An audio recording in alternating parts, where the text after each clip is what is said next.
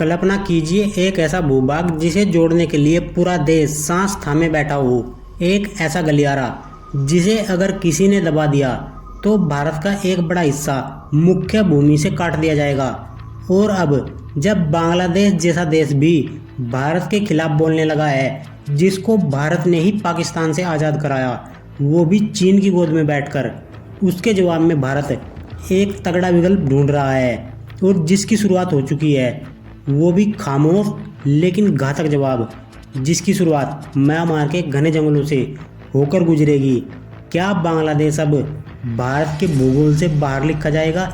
जी हाँ। अगस्त 2024 में बांग्लादेश में शेख हसीना सरकार का पतन होता है और वहाँ नई अंतरिम सरकार बनती है जिसका नेतृत्व करते हैं मोहम्मद यूनुस। अपनी चीनी यात्रा पर जाकर यूनुस भारत के लिए चौंकाने वाला बयान देते हैं। भारत का पूर्वोत्तर भूमि से घिरा है और बांग्लादेश की भूमिका निर्णायक है। भारत इस टिप्पणी को सिर्फ एक राजनीतिक तंज नहीं बल्कि भू राजनीतिक प्रहार मान रही है और इसका जवाब शुरू होता है चुपचाप लेकिन गहराई में रणनीति के साथ। भारत ने अप्रैल 2025 में बांग्लादेश के साथ ट्रांसशिपमेंट समझौता खत्म कर दिया है। इसका सीधा मतलब है बांग्लादेश के वस्त्र और अन्य उत्पाद अब भारत के जरिए तीसरे देश को नहीं भेजे जा सकते। यही नहीं, भारत ने जमीनी सीमा से बांग्लादेशी सामानों की एंट्री भी रोक दी है, जिससे $770 मिलियन का कारोबार खतरे में पड़ गया है।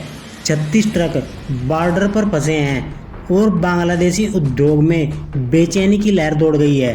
पर असली कहानी यहाँ से शुरू होती है। Kaladan multi modal transit project. आखिर क्या है कालादान परियोजना? भारत और म्यांमार के बीच वर्ष 2008 में शुरू हुई ये परियोजना भारत के पूर्वोत्तर को कोलकाता से सीधे जोड़ने के लिए बनाई गई थी। इसमें 3 अहम मोड हैं। पहला समुद्री मार्ग, दूसरा नदी मार्ग, तीसरा सड़क मार्ग। कोलकाता से म्यांमार के सितवे पोर्ट तक समुद्री मार्ग, सितवे से प्लेतवा तक कालादान नदी के जरिए नौवाहन यात्रा, प्लेतवा से मिजोरम के जोरिनपुई तक 109 किलोमीटर तक की सड़क। कालादान परियोजना पूरी होने पर भारत को न तो सिलीगुड़ी कॉरिडोर पर निर्भर रहना पड़ेगा और न ही बांग्लादेश पर। यह एक वैकल्पिक नहीं बल्कि नई रीढ़ बन रही है। सिलीगुड़ी कॉरिडोर, जिसे चिकन नेक कहा जाता है, 22 किलोमीटर चौड़ा यह गलियारा पूरे उत्तर पूर्व को भारत के बाकी हिस्से से जोड़ने का एकमात्र जमीनी रास्ता है। अगर ये किसी कारण ब्लॉक हो जाए, भारत के 7 राज्य देश के अन्य हिस्से से कट जाएंगे। चीन और बांग्लादेश दोनों की निगाहें इसी संकरे गले पर टिकी रहती हैं। इसलिए भारत को एक वैकल्पिक रास्ता चाहिए था और कालादान वही विकल्प है जो इस चिकन नेक को बाईपास कर सकता है, जिससे चीन और बांग्लादेश की हेकड़ी निकल जाएगी। कालादान परियोजना के भारतीय हिस्से का कार्य पूरा हो चुका है। कोलकाता से मिजोरम तक का संपर्क लगभग तैयार है। मिजोरम के गवर्नर वीके सिंह ने इसकी पुष्टि भी की है। भारत अब इस मार्ग को आगे Shillong Silchar high speed corridor से जोड़ रहा है। 210 किलोमीटर की यह सड़क अब 179 किलोमीटर में बदल दी जाएगी, जिससे 3 घंटे का सफर ही बचेगा। यह प्रोजेक्ट केवल व्यापारिक नहीं है, सामरिक और रणनीतिक महत्व का संकेत भी है। Kaladan multi modal transit transport project को एक बार बारीकी से देखते हैं। कौन सा रास्ता भारत को कितने किलोमीटर का पड़ेगा? Kolkata to Sittwe port in Myanmar by shipping 539 kilometre पड़ेगा। Sittwe port to Paletwa river in Kaladan inland water transport यह 158 किलोमीटर पड़ेगा। Paletwa to Indo Myanmar border in Myanmar by road 110 kilometre पड़ेगा। Border to national highway 54 Lawngtlai in India by road 110 kilometre पड़ेगा।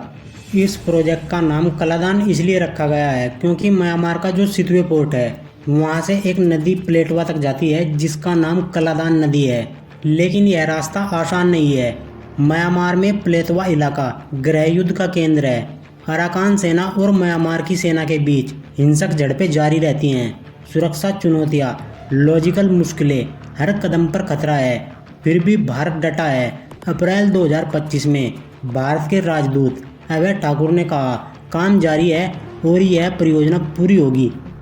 बांग्लादेश चीन के साथ belt in road initiative में गहराई से शामिल हो रहा है। चीन वहाँ बंदरगाह, रेलवे और ऊर्जा परियोजनाओं पर अरबों डॉलर खर्च कर रहा है। यही कारण है कि भारत अब अपने उत्तर पूर्व को ऐसे किसी देश पर निर्भर नहीं रहने देना चाहता जो चीन के प्रभाव में आ जाए।